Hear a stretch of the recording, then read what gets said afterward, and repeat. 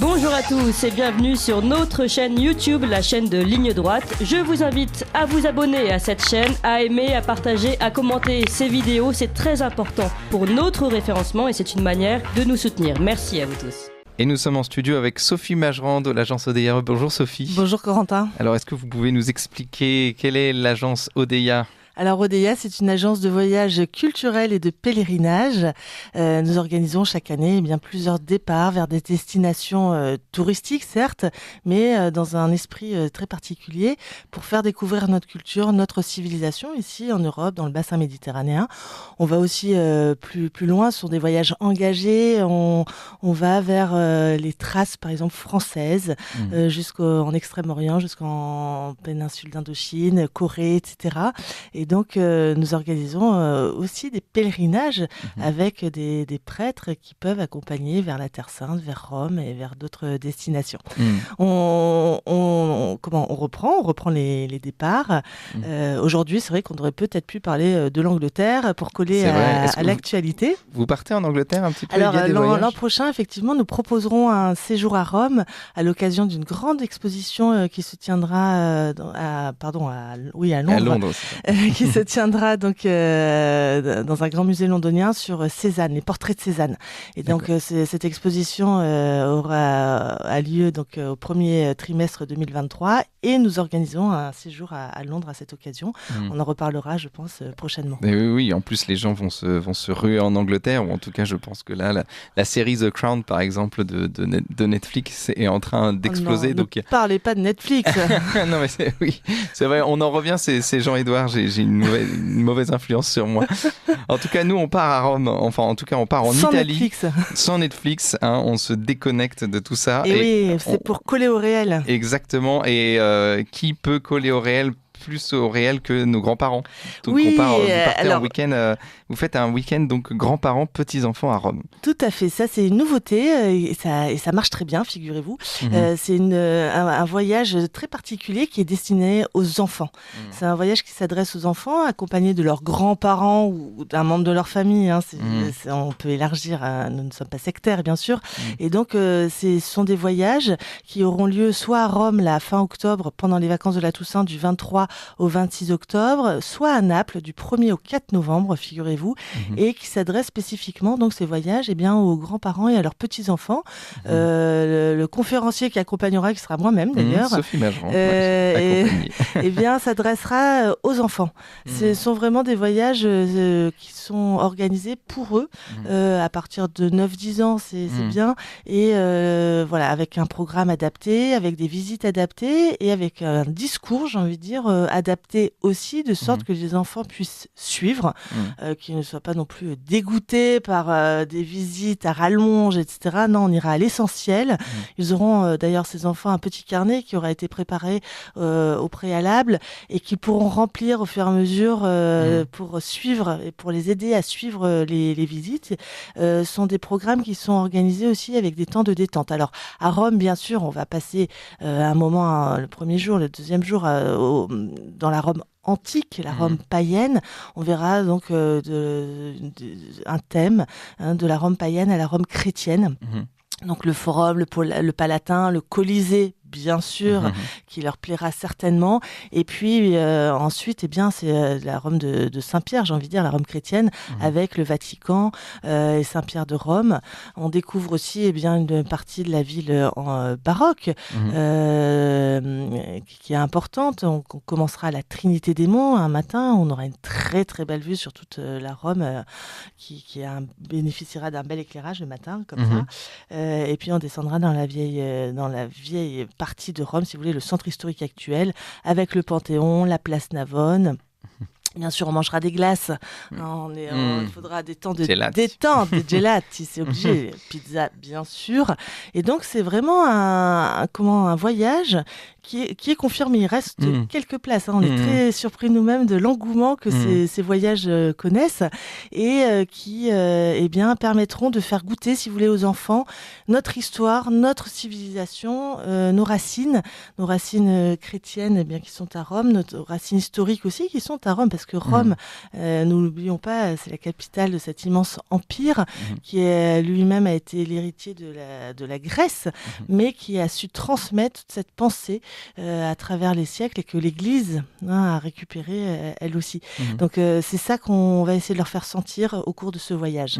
Transmettre en tout cas l'héritage romain et puis chrétien. Le goût qu'ils aiment, qu'ils apprécient l'histoire, qu'on enseigne de moins en moins, il est vrai, dans les écoles, et puis le goût de cet héritage, de nos racines finalement.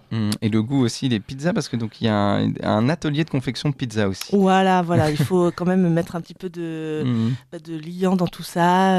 Et le fait est que, par exemple, lors du voyage à Naples du 1er au 4 novembre, que j'accompagnerai aussi, j'en suis ravie, il est vrai qu'on prendra le temps de découvrir Pompéi, bien sûr, cette grande cité ensevelie par le Vésuve en 79 après Jésus-Christ, mais le musée archéologique aussi de Naples, qui est extraordinaire, où on voit des objets de la vie quotidienne qui sont parfaitement conservés, qui ont été...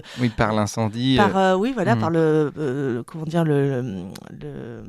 pas l'incendie, l'éruption, pardon. L'éruption du Vésuve, merci. Du Vésuve. C'est en quelle année ça, à peu près ? 79 après Jésus-Christ, grande catastrophe.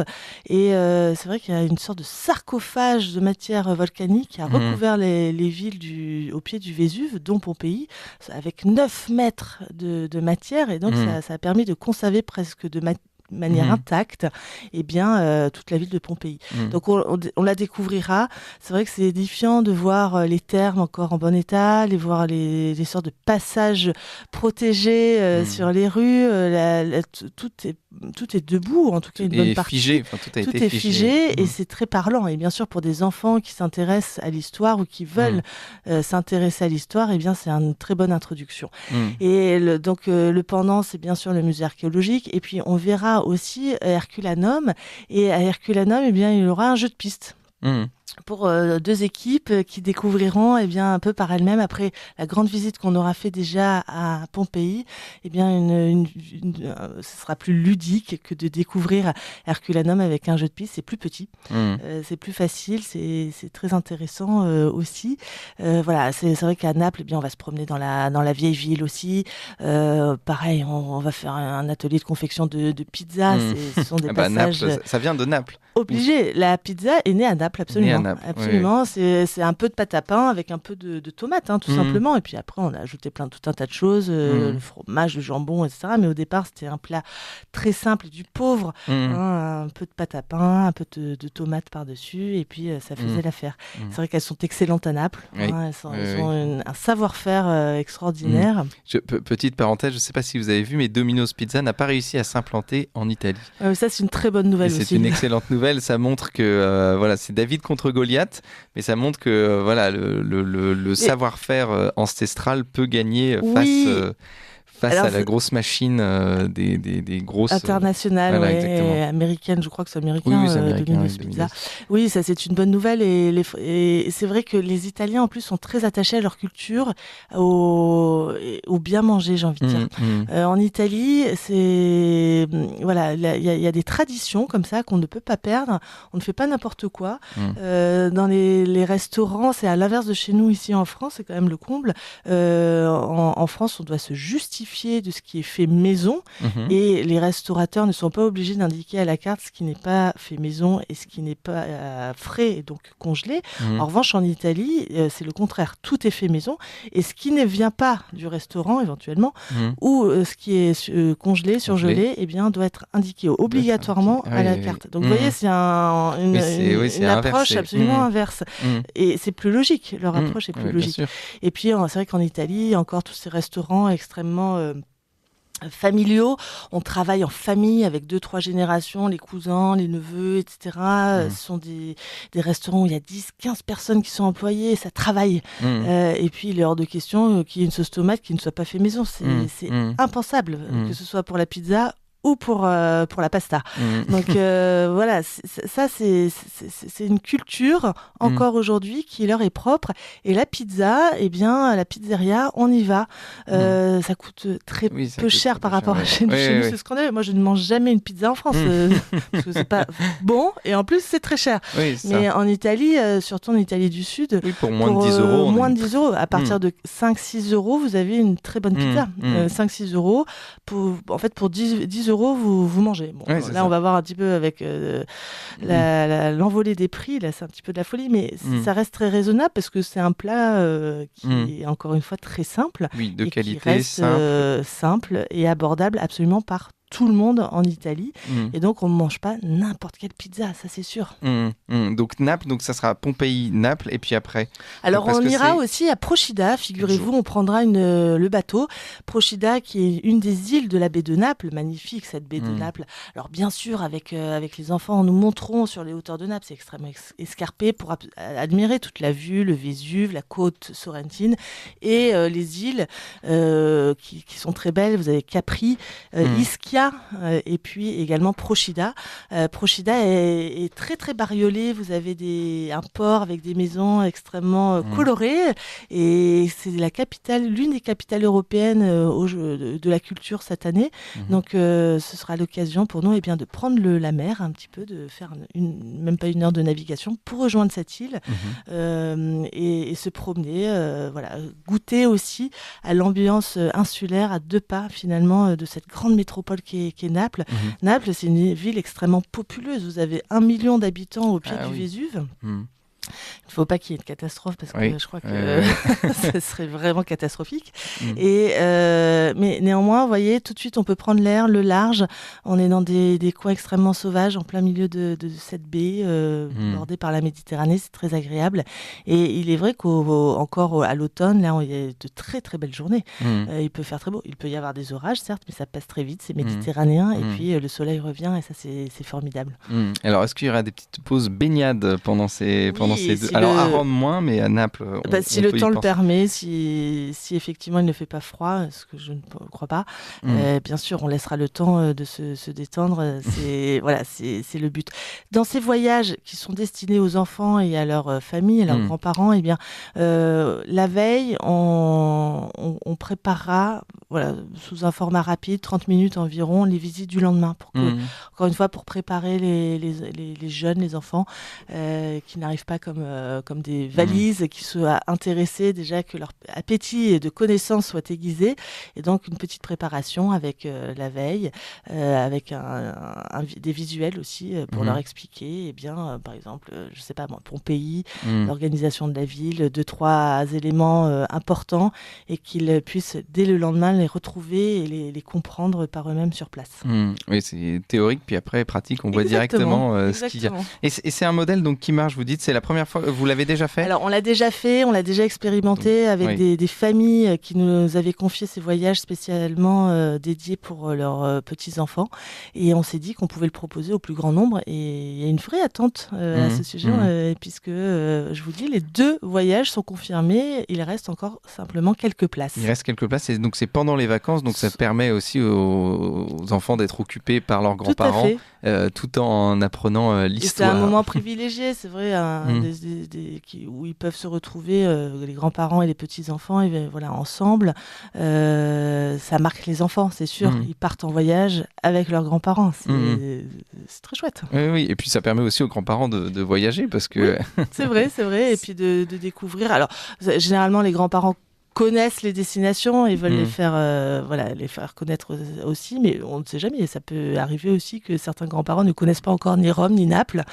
Eh bien, c'est l'occasion, à la fois de découvrir, de visiter et de partager un bon moment en famille. Et donc, on rappelle donc les 2 week-ends, donc du 23 octobre au 26 octobre, donc à Rome, 4 jours, 3 nuits, et du 1er au 4 novembre à Naples, sur le site de l'agence Odeia. Voilà, odeia.fr. Donc, nous avons déménagé. Nous étions dans le 17e arrondissement et nous avons franchi le périphérique. Nous sommes désormais à Levallois-Perret. D'accord. Et ça se passe très bien d'ailleurs.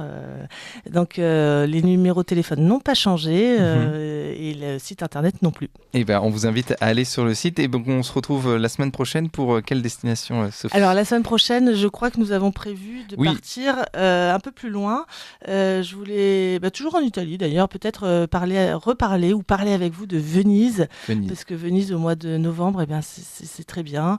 On a d'autres sujets à aborder, le Liban, l'Égypte. Ça peut durer toute la journée finalement. Et je ne sais pas si vous avez vu, mais à Venise, maintenant, ils veulent contrôler le nombre de touristes, et notamment par la surveillance des téléphones pour voir où sont exactement les gens. Et oui, tout à fait. Donc, c'est pour ça que nous, on a toujours proposé de visiter et de découvrir Venise hors saison.